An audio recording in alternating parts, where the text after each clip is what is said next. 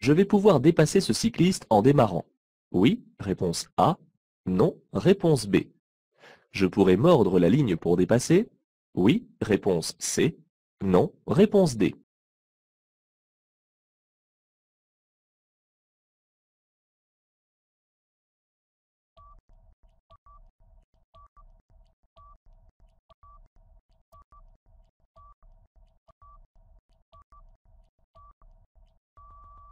Le feu vient de passer au vert et les usagers démarrent. Il est certain que le cycliste démarrera plus lentement que moi et qu'il va me gêner. Je dois prendre mon mal en patience car il n'y a pas ici assez de place pour laisser 1 mètre au minimum d'espace latéral. Et je n'ai pas le droit de mordre la ligne. Je dois attendre la fin du rétrécissement de la chaussée pour aviser.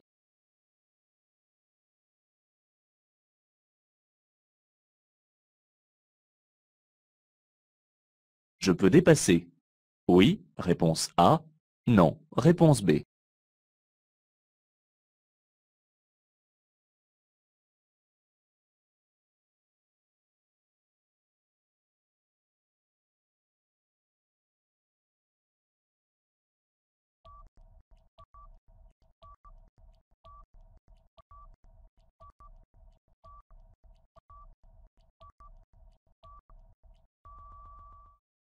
Après un contrôle dans le rétroviseur, j'observe que la voie de gauche est libre.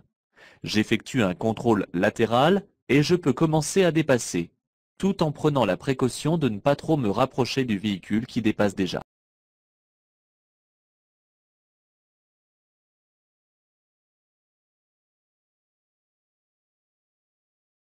Je peux mordre sur la ligne de dissuasion.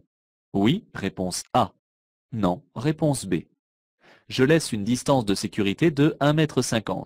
Oui, réponse C. Non, réponse D.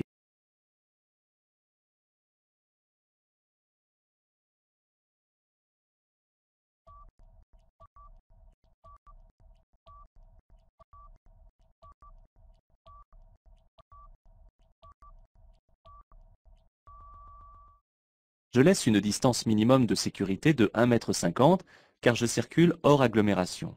Je n'hésite pas à en laisser plus. Pour ce faire, je vais devoir mordre sur la ligne de dissuasion. Je place mon pied au-dessus du frein car le chien peut bouger à tout moment et risquer de traverser la chaussée.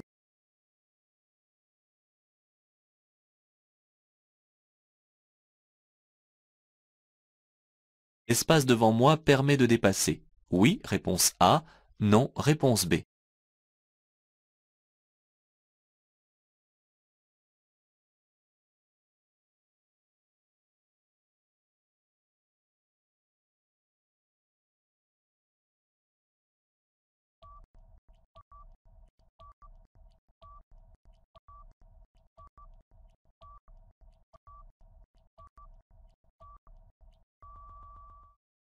La ligne médiane est mixte. Elle est composée d'une ligne continue et d'une ligne discontinue. La ligne discontinue étant la plus proche de mon véhicule, elle m'autorise à dépasser.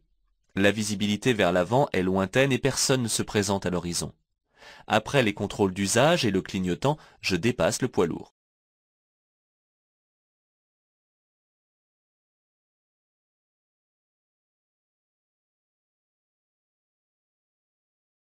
Ce panneau m'interdit le dépassement de ce véhicule. Oui, réponse A. Non, réponse B.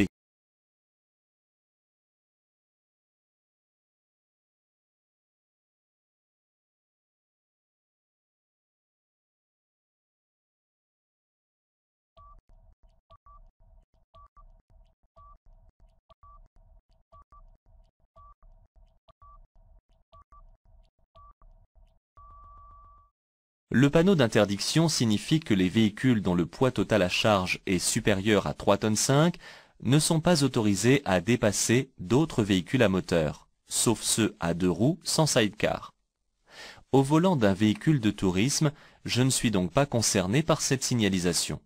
Je peux, si je le souhaite, dépasser cet usager qui tracte une remorque.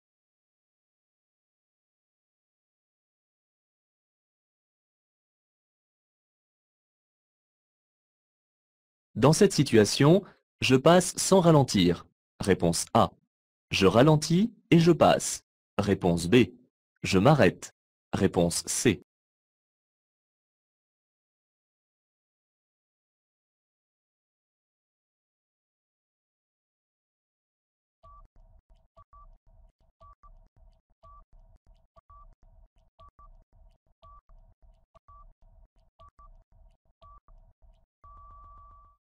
Les piétons ne sont pas engagés sur le passage piéton et semblent observer la circulation avant de traverser.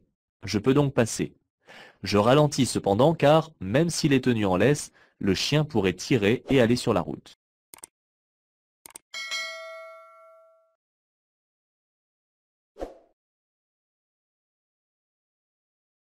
Si ma file circule moins vite que les autres, je peux me placer dans la voie du milieu. Oui, réponse A. Non, réponse B. Dans la voie la plus à gauche. Oui, réponse C. Non, réponse D.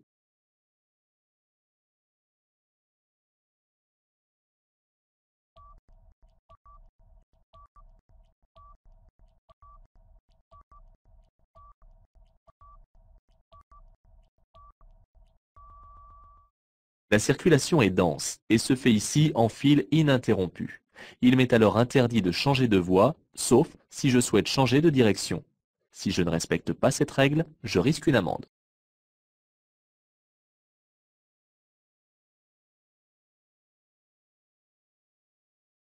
Je prends la prochaine sortie.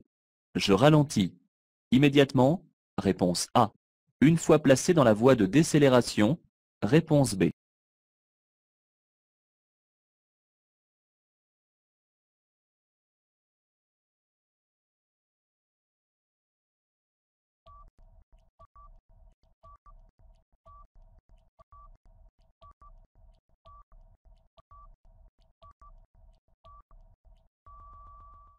En règle générale, je dois ralentir une fois placé dans la voie de décélération.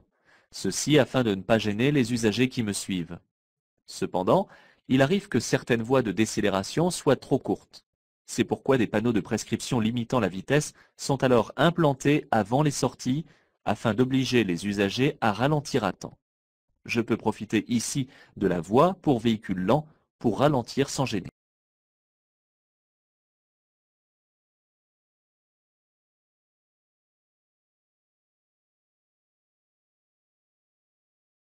Le chargement du véhicule ne doit pas dépasser en longueur l'aplomb du véhicule à l'avant. Oui, réponse A. Non, réponse B. De plus de 3 mètres à l'arrière. Oui, réponse C. Non, réponse D.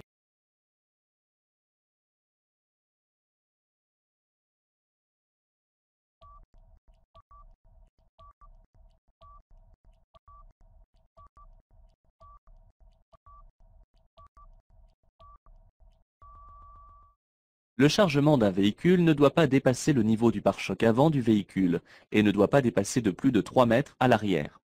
À partir d'1 mètre, le chargement doit être signalé par un dispositif réfléchissant homologué.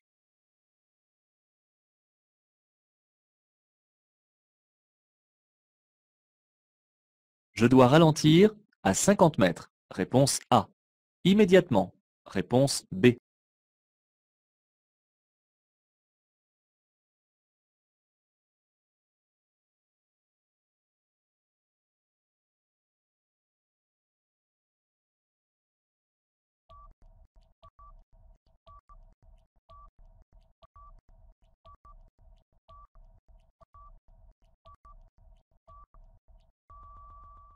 Le panneau de danger annonce un passage pour piétons à 50 mètres.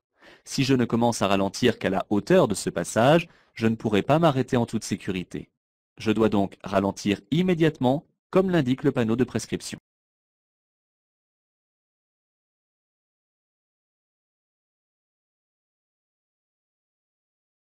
L'apprentissage de la conduite peut s'effectuer dans le cadre de la conduite accompagnée. Oui, réponse A. Non, réponse B. La conduite supervisée. Oui, réponse C. Non, réponse D.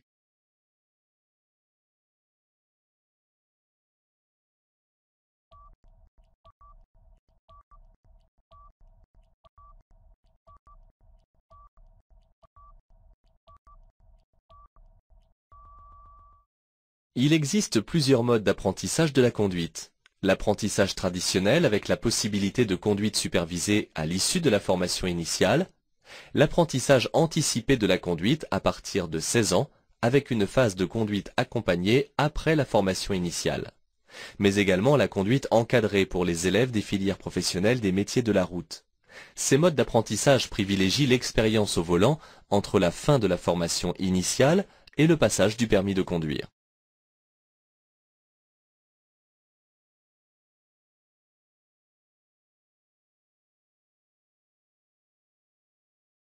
Je cède le passage en face. Oui, réponse A. Non, réponse B. À gauche. Oui, réponse C. Non, réponse D.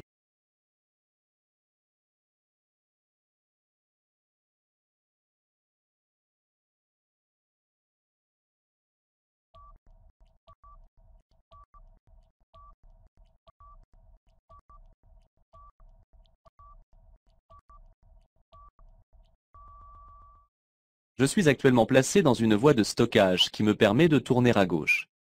Ici, je dois laisser la priorité aux véhicules venant d'en face car je leur coupe la route. Le conducteur à gauche doit obligatoirement marquer l'arrêt au stop et céder le passage aux véhicules venant de sa droite et de sa gauche. Attention, car le soleil provoque un contre-jour qui empêche de bien voir en face.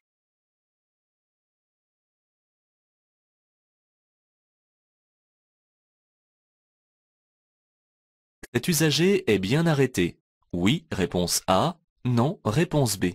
Il doit me laisser passer. Oui, réponse C. Non, réponse D.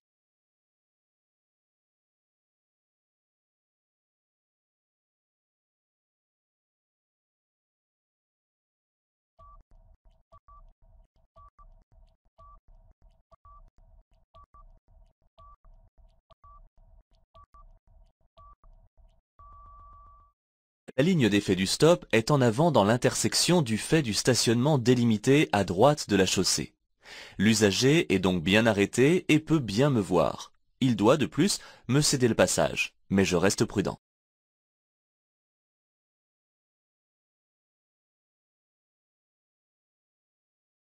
À 100 mètres, je céderai le passage à droite. Réponse A. Je céderai le passage à gauche et à droite. Réponse B. On doit me céder le passage. Réponse C.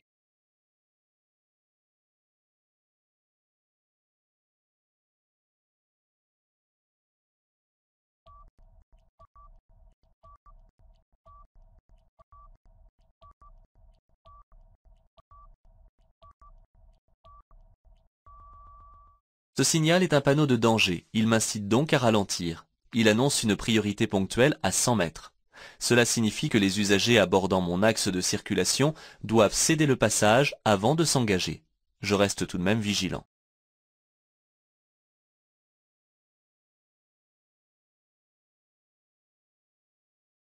Le dépassement est interdit, sauf en dessous de 70 km/h. Oui, réponse A. Non, réponse B.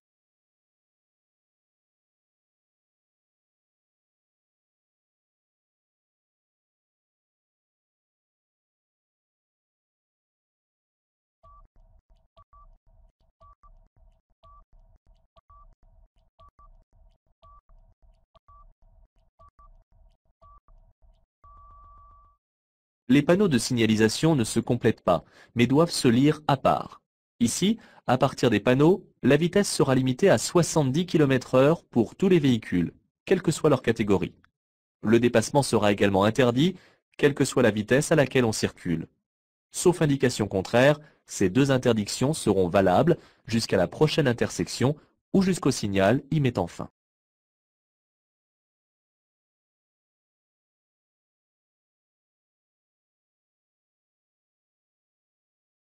La signalisation annonce une chaussée glissante. Réponse A. Un accident. Réponse B. Une sortie de camion. Réponse C.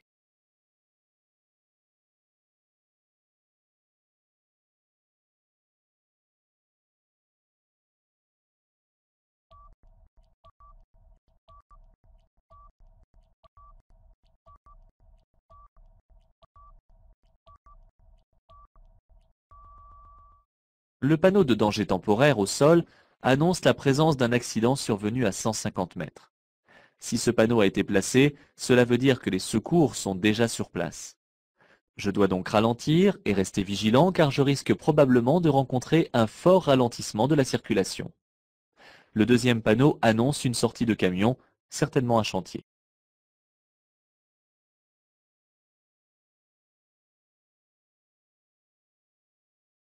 En allant tout droit, je peux rencontrer des bus sur ma voie.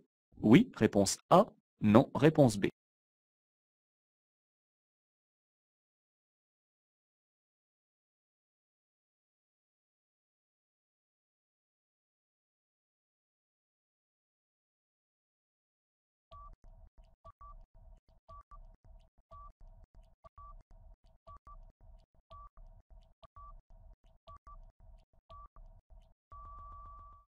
Le panneau sous les feux tricolores annonce une fin de voie réservée au bus. Si le conducteur du bus continue tout droit, il peut le faire, à ceci près qu'il n'aura plus de voie réservée. Bien qu'ils doivent me céder le passage en fin de voie, je ferai attention au bus en démarrant au feu vert.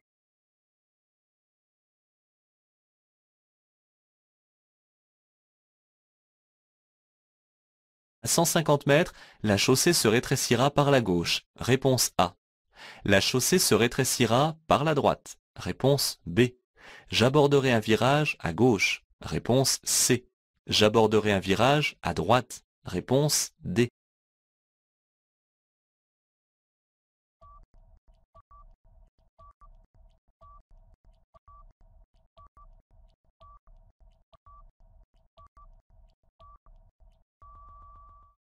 Je circule hors agglomération.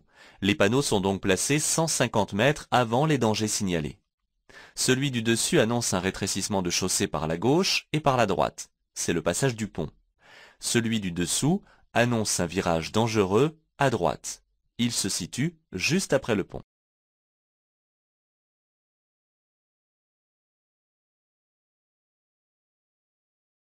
Le passage à niveau se situe à 50 mètres. Réponse A.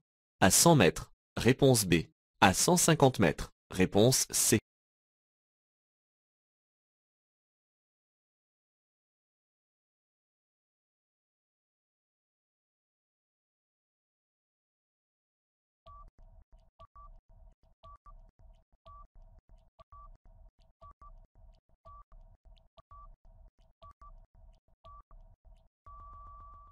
Hors agglomération, les passages à niveau sont jalonnés par 3 balises, implantées par tiers de distance, soit tous les 50 mètres. Cette balise, comportant un seul trait, est la dernière. Le passage à niveau est donc situé à 50 mètres.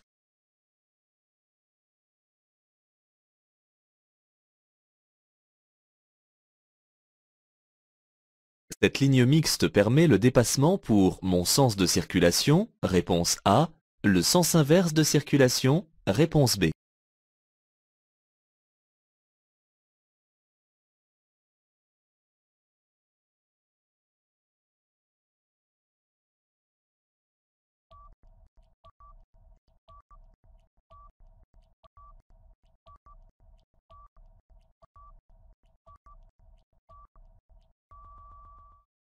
Une ligne continue interdit les dépassements alors qu'une ligne discontinue l'autorise. Lorsque les deux lignes sont accolées, je tiens compte de celle qui est de mon côté. Cette ligne mixte n'interdit donc pas les dépassements pour mon sens de circulation.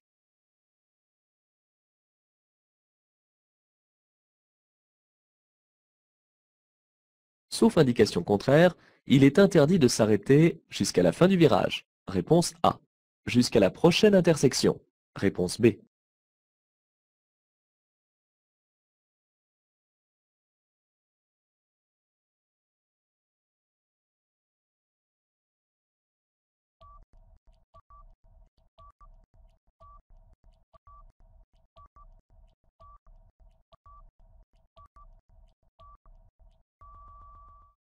L'interdiction de s'arrêter commence à partir du panneau de prescription, et sauf indication contraire, celle-ci est valable jusqu'à la prochaine intersection. Si l'interdiction ne portait que sur le virage, nous aurions alors un panneau saut et un marquage au sol jaune qui le spécifierait.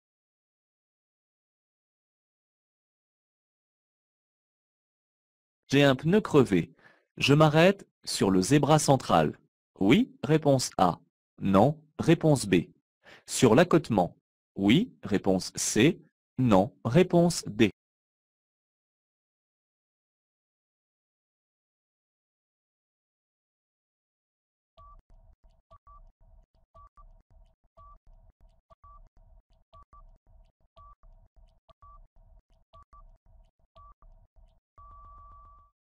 M'arrêter sur le zébra central n'est pas une bonne idée. En effet, cela serait particulièrement dangereux car des véhicules passeraient alors de chaque côté du véhicule. L'accotement n'est pas praticable et peut se révéler dangereux. Je m'avance plus loin pour trouver un endroit plus sûr.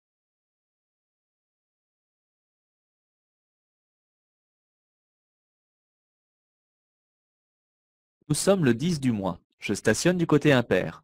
Oui, réponse A. Non, réponse B. Je tiens compte du sens de la circulation. Oui, réponse C. Non, réponse D.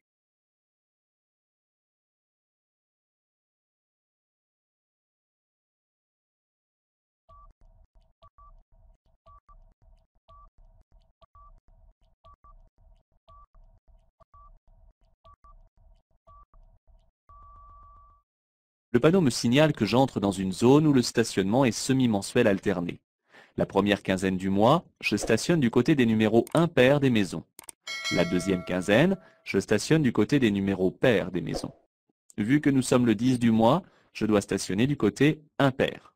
Je dois toujours tenir compte du sens de circulation, car il est interdit de se ranger à contresens.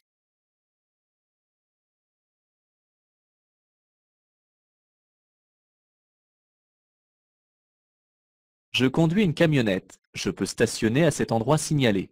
Oui, réponse A. Non, réponse B.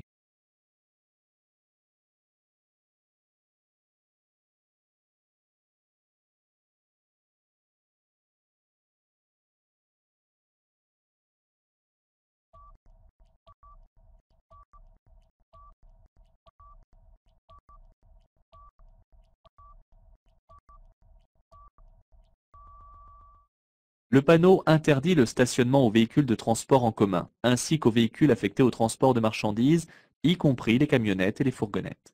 Conduisant une camionnette, je suis concerné par ce panneau.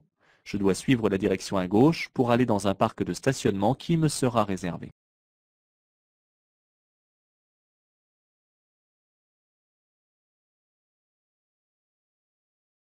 Je peux stationner sur le renfoncement à droite.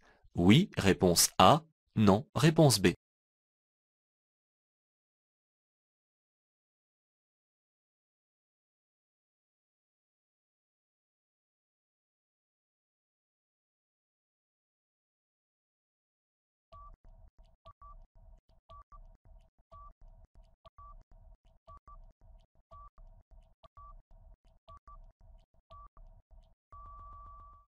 Cette balise matérialise un obstacle. Ici, elle indique la proximité d'un fossé très près de la route. Même si la ligne de rive discontinue me le permet, stationner ici est peu recommandé car mon véhicule serait en déséquilibre sur ce renfoncement de terre.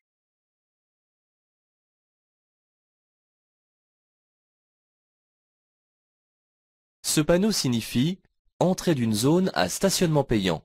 Réponse A. Entrée d'une zone à stationnement interdit. Réponse B. Entrée d'une zone à stationnement à durée limitée avec contrôle par disque. Réponse C.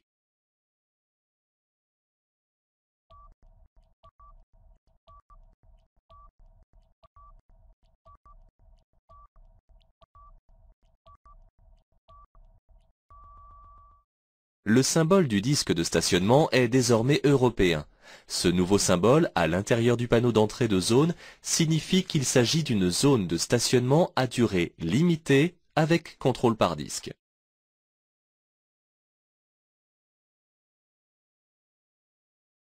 En cas de doute sur la sélection du carburant, je peux consulter la notice d'utilisation du véhicule. Oui, réponse A. Non, réponse B. Regarder au niveau de la trappe à essence.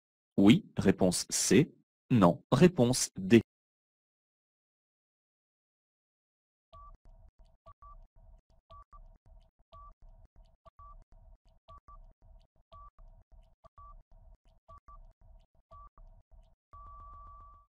Il ne faut pas utiliser n'importe quel type de carburant, car cela pourrait entraîner des pannes très importantes.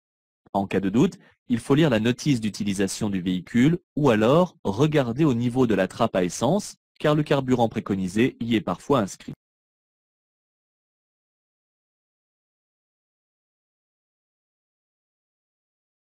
Freiner ici constamment entraîne un échauffement des freins. Réponse A. peut perturber l'efficacité du freinage. Réponse B. Est sans risque. Réponse C.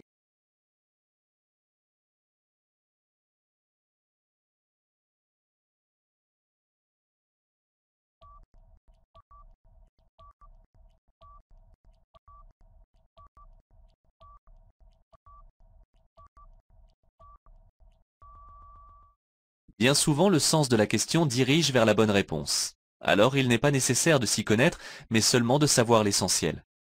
Une utilisation ininterrompue des freins dans une longue descente entraîne un échauffement qui peut engendrer une perte totale de freinage. Il est préférable de rétrograder pour que le moteur retienne le véhicule.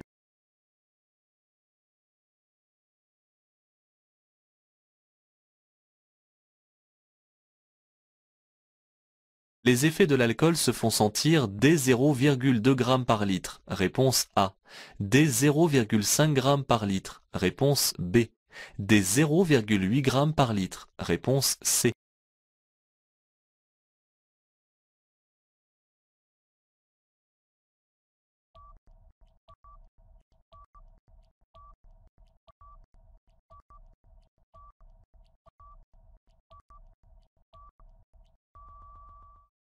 L'alcool rend les gestes imprécis et mal coordonnés.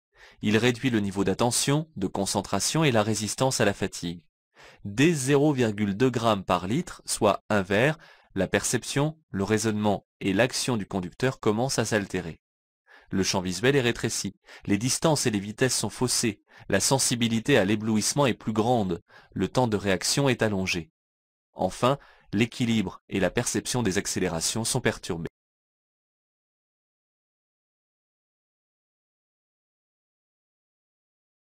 Les chaînes à neige doivent être installées sur les roues motrices. Oui, réponse A. Non, réponse B.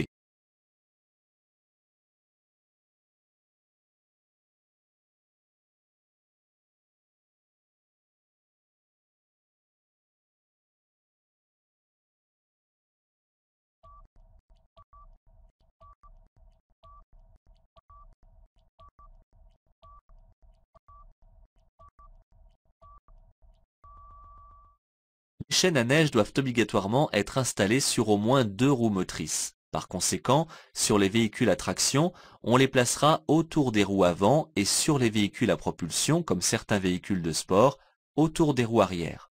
Attention, l'usage des chaînes n'est autorisé que sur les routes enneigées.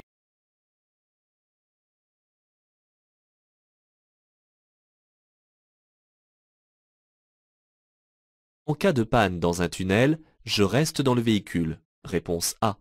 Je rejoins un refuge. Réponse B. Je téléphone avec mon portable. Réponse C.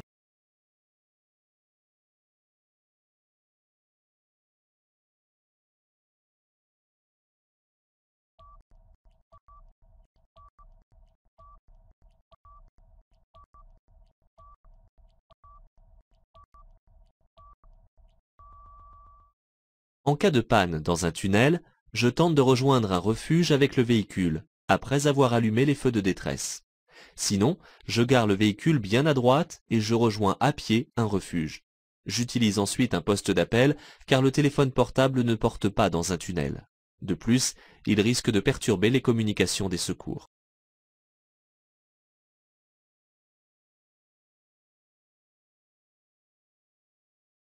Les grands tunnels sont surveillés par des radars. Oui, réponse A. Non, réponse B. Par des caméras vidéo. Oui, réponse C. Non, réponse D.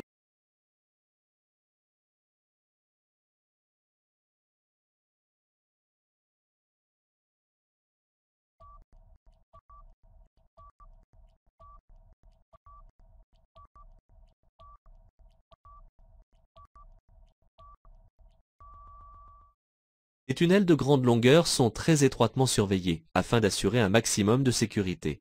Pour ce faire, ceux-ci sont équipés de radars capables de relever les vitesses, de capteurs pour détecter les interdistances entre les usagers et de caméras vidéo afin de voir ce qui s'y passe.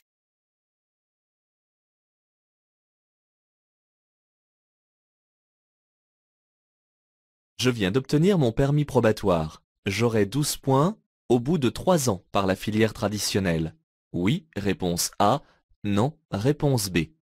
Au bout de 2 ans, par l'AAC. Oui, réponse C. Non, réponse D.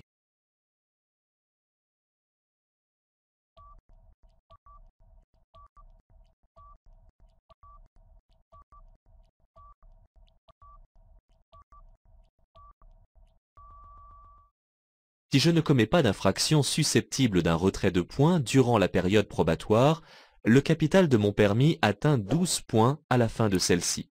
3 ans par la filière traditionnelle et 2 ans par la filière AAC. Si je ne perds pas de points, j'en gagne graduellement 2 chaque année ou 3 si j'ai suivi l'AAC.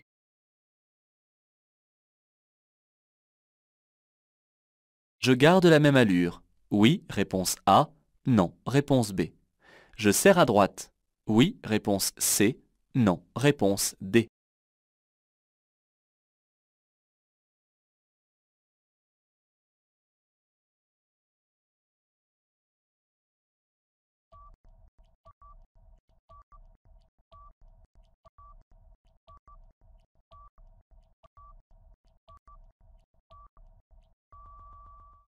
Le véhicule blanc circulant en sens inverse est en cours de dépassement, et pour laisser l'espace de sécurité, il utilise une partie de ma voie. Malgré son débordement, il reste suffisamment de place en serrant à droite pour passer. Je ralentis tout de même et je serre à droite.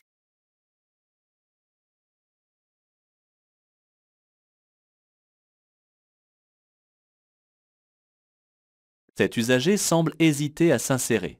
J'ai bien fait de me déporter à gauche. Oui, réponse A. Non, réponse B.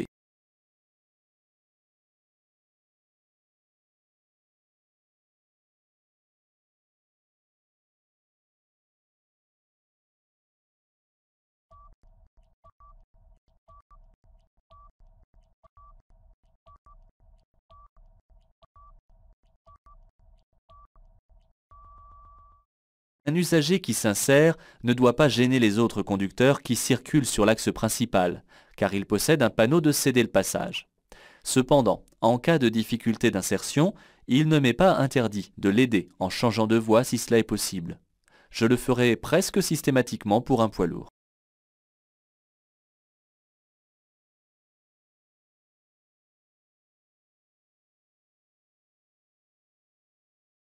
Cet usager doit me céder le passage. Oui, réponse A. Non, réponse B.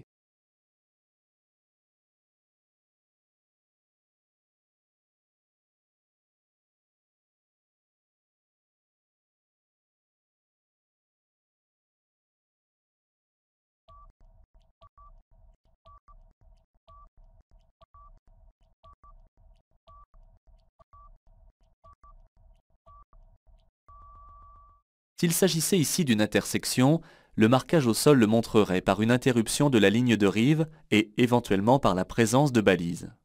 Cet usager débouche d'un chemin de terre et de ce fait, il doit me céder le passage.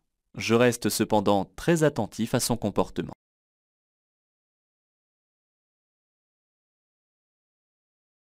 Après ce panneau, je vais rencontrer un péage. Oui, réponse A. Non, réponse B.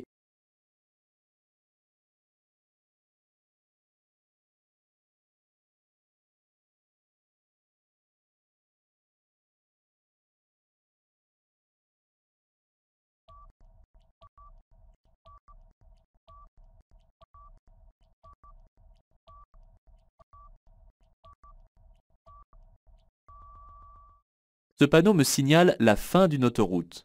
En principe, le péage, lorsqu'il existe, se situe sur le domaine de l'autoroute et le panneau de sortie est alors implanté après.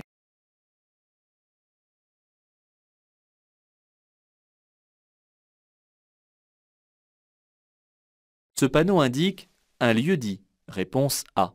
Une entrée d'agglomération, réponse B. Une particularité touristique, réponse C.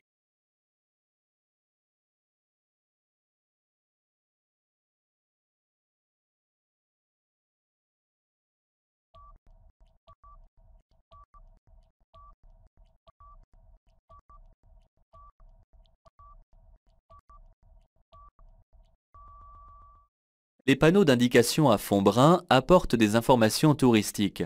Ici, ce panneau nous précise que la ville d'Agde a été fondée par les Grecs et qu'il est intéressant de s'y arrêter pour la visiter.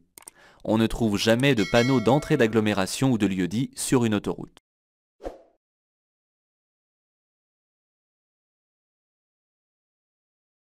Je peux stationner à droite. Oui, réponse A. Non, réponse B. À gauche. Oui, réponse C. Non, réponse D.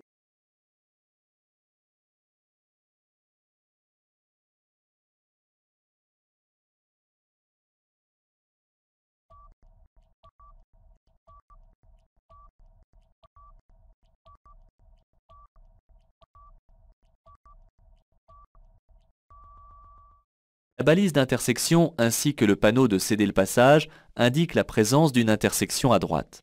Je ne peux donc ni m'arrêter, ni stationner. En revanche, je remarque un renfoncement à gauche. Comme je circule hors agglomération, je suis autorisé à aller me garer en contresens, en m'y rendant toutefois prudemment.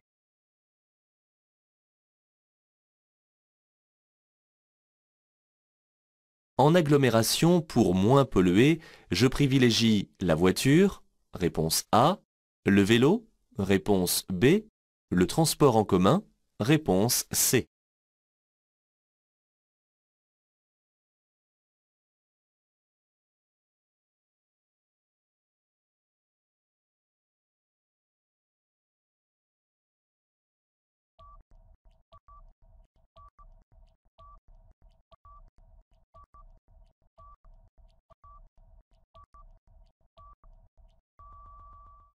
La pollution en agglomération est majoritairement créée par la circulation routière. Les transports sont responsables de 35% des émissions de dioxyde de carbone, CO2, principal gaz à effet de serre contribuant au changement climatique. Il faut donc essayer de changer les habitudes de déplacement en privilégiant les transports publics et les modes de déplacement alternatifs tels que la marche à pied ou le vélo. D'autres modes de déplacement sont également à promouvoir comme l'autopartage ou le covoiturage.